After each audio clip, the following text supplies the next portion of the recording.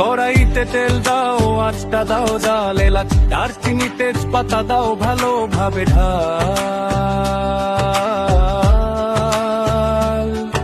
আরো দাও পেঁয়াজ বাটা, সাথে দাও আদা রসুন আর বাদাম বাটা। হলুদ মরিচ জিরা ধনে গুঁড়া দিয়ে গরুর মাংস ভালো করে কষিয়ে নিয়ে কাটা আলুগুলি কষানো মাংসে দিয়ে ঢাকনা দাও ভাই, ঢেকে দাও ঢাকনা দিয়ে। অন্য একটা পাতিল নাও, হালকা তেল নাও, ফুলকপি ক্যাপসিকাম বরবটি গাজর হালকা ভেজে নাও। খিচুড়ি বানাও, খিচুড়ি বানাও, সবই খিচুড়ি বানাও। খিচুড়ি বানাও, খিচুড়ি বানাও, সবজি খিচুড়ি বানাও।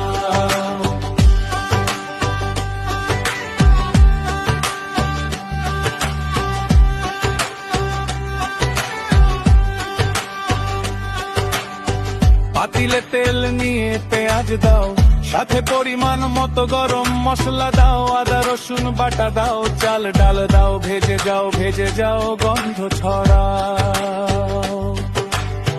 কষানো মাংসের কারি ঢেলে দাও, চাল ডালে ডাবল পরিমাণ পানি দাও,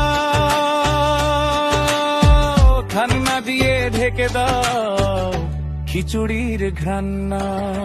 কিছুক্ষণ পর পর নাড়া দাও।